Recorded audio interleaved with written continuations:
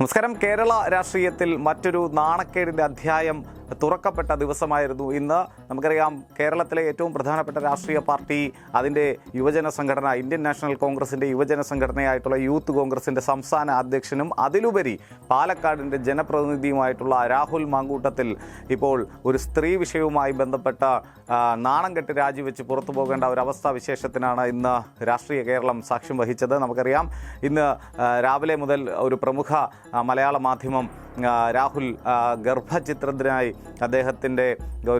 അദ്ദേഹം ഒരു പെൺകുട്ടിയെ നിർബന്ധിക്കുന്നത്, അദ്ദേഹം പീഡിപ്പിച്ച ഒരു പെൺകുട്ടിയെ ഗർഭിണിയാക്കിയതിന് ശേഷം ആ കുട്ടിയോട് ഗർഭചിത്രം നടത്താൻ വേണ്ടിയിട്ട് ആവശ്യപ്പെടുന്ന തരത്തിലേക്കുള്ള ഒരു ഫോൺ സംഭാഷണമൊക്കെ പുറത്തുവിട്ടതോടുകൂടി ആകപ്പാടെ അങ്കലാപ്പിൽ ആകുകയായിരുന്നു കോൺഗ്രസ് നേതൃത്വം. ഇത്രയും നാളും രാഹുൽ മാങ്കൂട്ടത്തിലിനെ വലിയ തോതിൽ സംരക്ഷിച്ച് നിർത്തിയ കോൺഗ്രസിൻ്റെ പ്രധാനപ്പെട്ട നേതാക്കൾ എല്ലാവരും തന്നെ രാഹുലിനെ കൈയൊഴിയേണ്ട ഒരു അവസ്ഥാവിശേഷത്തിലേക്ക് വന്നു. ഹൈക്കമാൻഡ് നേരിട്ട് ഇടപെട്ട രാഹുലിൻ്റെ രാജി ചോദിച്ചു വാങ്ങുകയായിരുന്നു എന്ന തരത്തിലേക്കുള്ള ഒരു വാർത്തകൾ കൂടി വരുന്നു. പക്ഷേ ഒരു കാര്യം നമ്മൾ ആകത്തുകയിൽ പറയുന്നു, രാഹുൽ മാങ്കൂട്ടത്തിൽ ഇത്തരത്തിലുള്ള വിശദീകരണങ്ങളൊക്കെ മാധ്യമങ്ങൾക്ക് മുമ്പിൽ നൽകി താൻ പറയുന്നത് ഒന്ന് ആക്കിക്കോട്ടെ, അതിനുശേഷം നിങ്ങളുടെ ചോദ്യങ്ങളെ ഞാൻ നേരിടാം എന്നൊക്കെ പറഞ്ഞ രാഹുൽ 1:30 ആയല്ലോ, ഇതുവരെ എന്നോട് ആരും രാജിവെക്കാൻ പറഞ്ഞിട്ടില്ല, 1:30 പക്ഷേ ഞാൻ നിങ്ങളോട് പറയുന്നു, ഞാൻ യൂത്ത് കോൺഗ്രസിൻ്റെ സംസ്ഥാന അധ്യക്ഷ പദവി രാജിവെക്കുന്നു, അത് കോൺഗ്രസ് പ്രവർത്തകരുടെ സമയം ലാഭിക്കാൻ വേണ്ടിയിട്ടാണ് എന്ന വിചിത്രവാദമാണ് രാഹുൽ മാങ്കൂട്ടത്തിൽ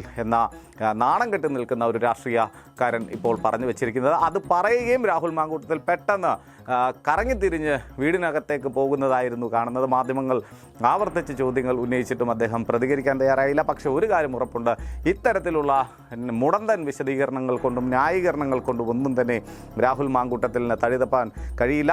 ഇനി രാഷ്ട്രീയ കേരളം ഉറ്റുനോക്കുന്ന ഏറ്റവും പ്രധാനപ്പെട്ട ഒരു കാര്യം, രാഹുൽ മാങ്കൂട്ടത്തിനെതിരെ ഏതെങ്കിലും തരത്തിലുള്ള പരാതികൾ ഉന്നയിക്കപ്പെട്ടാൽ, രേഖാമൂലം പരാതി നിയമപരമായി വന്നാൽ, രാഹുൽ മാങ്കൂട്ടത്തിന് ജനപ്രാതിനിധ്യ നിയമപ്രകാരം വലിയ തോതിൽ വലിയ വില കൊടുക്കേണ്ടി വരും. അദ്ദേഹം സ്വാഭാവികമായും MLA സ്ഥാനം രാജിവെക്കേണ്ട ഒരു അവസ്ഥയിലേക്ക് വരുമ്പോൾ രാഷ്ട്രീയ ധാർമ്മികത എന്ന ഒരു കാര്യം നാഴികയ്ക്ക് 40 വട്ടം പറയുന്ന കോൺഗ്രസ് നേതൃത്വം അദ്ദേഹത്തിൻ്റെ MLA സ്ഥാനത്തിൽ നിന്നുള്ള രാജി ചോദിച്ചു വാങ്ങുമോ? വരുന്ന നിയമസഭാ തെരഞ്ഞെടുപ്പിൽ വലിയ പ്രതീക്ഷയോടിരുന്ന UDFന് കിട്ടിയ കനത്തൊരു പ്രഹരമാണ് രാഹുൽ മാങ്കൂട്ടത്തിനെതിരെയുള്ള ഒരു ആരോപണം.